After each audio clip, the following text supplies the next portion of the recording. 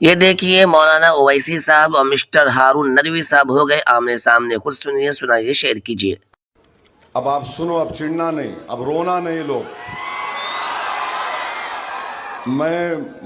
क्या है, मौलाना हारून को कुछ नहीं बोला था। एमएलए को बोलना मेरा राइट है, हक है। अब हारून साहब क्या बोले, उन्होंने जलगांव से आए ना। अब मौलाना रोना नहीं, अब लोतरांडी नहीं करना तुम। और बाद में नहीं बोला, देखो मौलाना को बोले।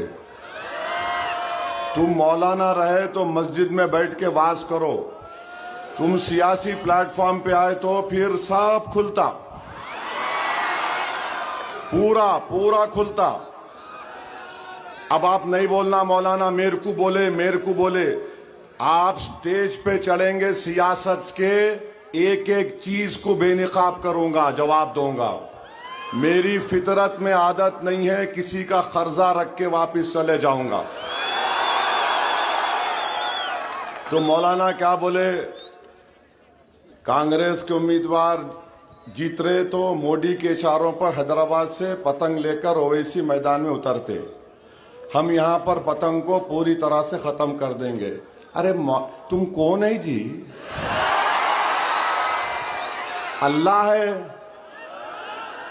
अल्लाह खत्म करेगा, अल्लाह इज्जत देगा। तुम कौन है? तुम पैर की धूल भी नहीं हो, तुम समझे ना अल्लाह की नजर में। हम अल्लाह पे भरोसा करते, तुम पे नहीं करते मिस्टर हारून। अब मिस्टर बोले तो बोलेंगे, देखो उनको बोले, बराबर बोलते।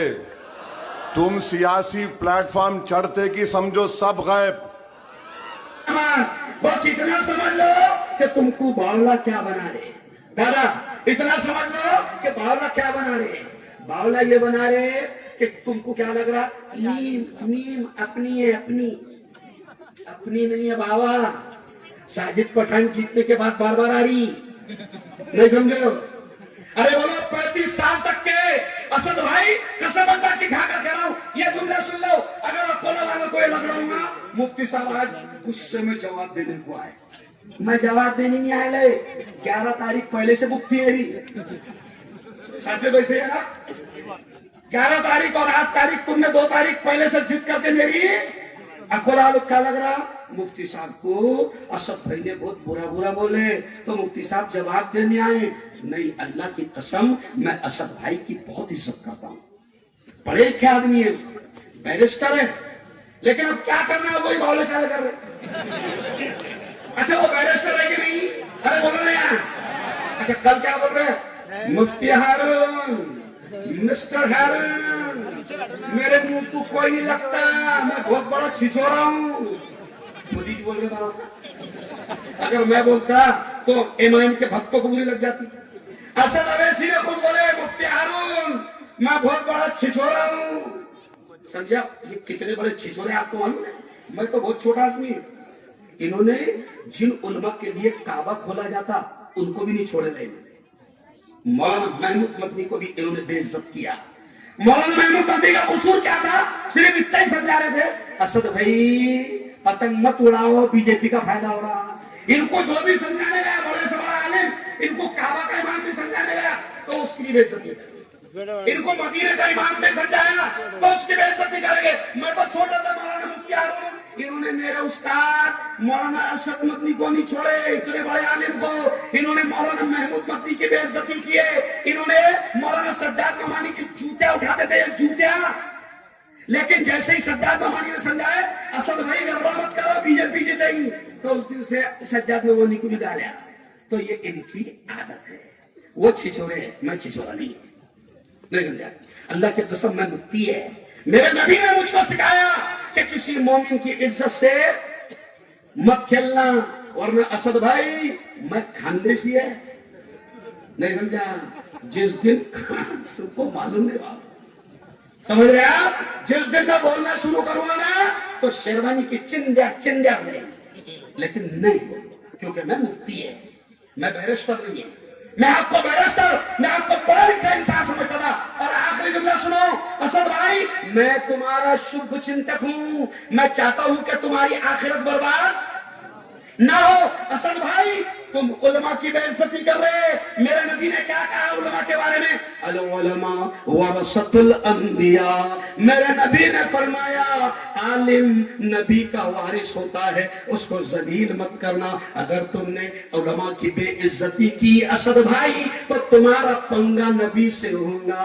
अगर तुमने उलमा की बेइज्जती की तो तुम्हारा पंगा अल्लाह से होगा। और अल्लाह से पंगे में कानून नहीं टिका। क्यों? तुमने बोलना ना गया। क्या बोलता है उसने? जोर से बोलना। क्या बोला? गया। नमरूद आया। जोर से मजमानी। नमरूद आया, गया। सद्दार आया, गया। कानून आया, गया। रहमान आया, गया। फिरौन आया, गया। मोदी आया, पतंग भी आई। बोलो से पतंग भी आई। क्योंकि तुमने उलमा को जलील किया, तुमने उलमा को जलील किया। इसलिए मैं आपसे कहता हूं कि ये अच्छा कल उन्होंने झूठ बहुत बोले। तुमने लिख के दे रहे चाहिए बाबा। ये कल उन्होंने क्या बोले? ओ मुफ्ती हारून, वो तुम्हारे शहर का आसिफ 20 साल तक जेल में रहा। तुमने क्या कहा उसके बारे में? एक्चुअल में असद भाई की गलती नहीं है। वो जो नीचे उनको बावले लिख के दे रहे थे उनकी गलती नहीं है। ये जो अपने बावले थे, वो बावलों ने मेरे बारे में मालूम तो कर लिया पहले। अरे असद भाई तुम पागल बन गए इन बावलों के चक्कर में। जाओ असद भाई, ये जो आसिफ 20 साल तक जेल में बंद था, जाओ आसिफ से पूछो। लारे मेरे को भाई क्या बोल रहे यार? ये फोटो का दंड छोड़ दे। फोटो देखो मेरा, मैं वीडियो वाला को दूंगा। आसिफ 20 साल जेल में रहा। आसिफ के बच्चों को कुरान मुफ्ती हारून ने पढ़ाया। आसिफ 20 साल जेल में रहा। आसिफ की बेटी का निकाह मुफ्ती हारून ने पढ़ाया। आसिफ के बेटे का निकाह मुफ्ती हारून ने पढ़ाया। और जमीयत उलमा का मैं सदर हूं, जमीयत उलमा का सदर हूं। पूरे मुल्क में जमीयत उलमा बेकसूर मुसलमानों के केस लड़ती है, जिनको फांसी की सजा होती है। जमीयत उलमा की फांसी बचाती है। ये आसिफ को भी फांसी की सजा हो गई थी। जमीयत उलमा ने करोड़ों रुपए खर्च किया 20 साल तक और आसिफ को जेल से छुड़ाया। फोटो देख लेना। आसिफ जेल से आया तो सबसे पहले मुफ्ती हारून का शुक्रिया अदा करने के लिए आया। अरे असद भाई बावले बाता मत करो ना बाबा। क्यों जवान को मलमल करने लगा है? अच्छा इलेक्शन में मैं क्यों नहीं बोल रहा? सुन लो, ये चाल थी असद भाई। देखो सुनो सुनो कि मुसलमान लड़े, मुफ्ती आए और कल मेरी उधड़े और फिर बीजेपी को सब मजा। असद भाई मैं बावला नहीं है। तुम्हारा काम है मुसलमानों को आपस में लड़ाना। तुम्हारी पार्टी का नाम है इत्तेहादुल मुस्लिमीन। अरे तुम तो जा रहे वहां इंतशारुल मुस्लिमीन हो रहा, मुसलमान आपस में। अरे बोलो फिर जा रहे। मैं आपसे कहता असद भाई, आपके अब्बा ने नाम रखे। अच्छा मेरे को क्या करे? मुफ्ती हारून तुम्हारी पहली माशूका समाजवादी थी। नहीं समझा तो मैंने कहा असद भाई तुम्हारी 30 साल तक के माशूका कांग्रेस की। कांग्रेस की गोद में बैठ के मलाई खाए अभी भी। अच्छा तेलंगाना में अभी भी असद भाई मलाई खाने के लिए मुफ्ती हारून की गोद में बैठे, कांग्रेस की गोद में बैठे और अखबारों में आकर लोगों को कांग्रेस के खिलाफ बोल रहे। सच्ची बोलना तुम्हारी मां की कसम खाता। 1.25 घंटा असद वैसी की तकरीर हुई। 1.25 घंटा भाजपा पर 2 मिनट बोले और कांग्रेस पर 50 मिनट बोले। और कमाल की बात है, मेरे को अखबार वाले पहचानते नहीं थे शायद। असद भाई मैं हैदराबाद आऊंगा मिठाई का डब्बा लेकर, क्योंकि तुमने 30 मिनट मेरे बारे में बोले तो आज इतनी पब्लिक में को सुनने आ गई। नहीं तो 8 तारीख को आके जाए तो किसको पता भी नहीं था। असद भाई का शुक्रिया। असद भाई ने मेरे टीआरपी अरे बोला बढ़ा दी। असद भाई इलेक्शन में तुम चाहते हो कि मुसलमान लड़े, लड़ने नहीं देंगे हम। ये साजिद पठान वो है, ये साजिद पठान वो है कि जो जिसको अभी आपने मुझसे सुना कि हिंदू भाइयों ने 25,000 वोट दिया, वो है साजिद पठान। तुम क्यों आए हो? 35 साल तक के जब यहाँ बीजेपी थी तो असद भाई के मुबारक कदम नहीं आए थे। और जब पता चल रहा है कि साले मुसलमान जीतता गया तो फिर बीजेपी ने बोली असद भाई तुम्हारा जाना जरूरी बोला मुसलमान जीत रहा। कांग्रेस जिता दी। असद भाई हेलीकॉप्टर कभी दे देते जाओ तुम। अरे इतना बड़ा नेता और नाले के इलेक्शन के लिए दोबारा। अरे बोला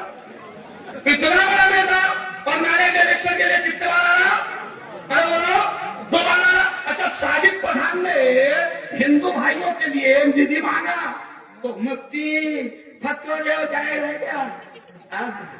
तेरा भाई अकबर ने 20 करोड़ मांगा वापस तो मंदिर के लिए, काली मंदिर के लिए। देखा वीडियो चलो पर कैमरे लगाओ। अकबर वैसी क्या बोल रहा, मुख्यमंत्री से क्या बोल रहा विधानसभा में, वीडियो देख लेना। अकबर वैसी कितना अच्छा है कि अकबर एक मुसलमान को भगवान ने तौफीक दी, मुसलमान तुमसे 20 करोड़ मांग रहा है काली मंदिर के लिए। अकबर के जुमले कि भाई वाशियत नहीं हो रहा क्या, तेरा भाई मांग रहा 20 करोड़ मंदिर के वास्ते, तो सेकुलर नेता हो गया। पहले 15 मिनट में लड़ाया करा था, नहीं भैया पहले कितने में नहीं।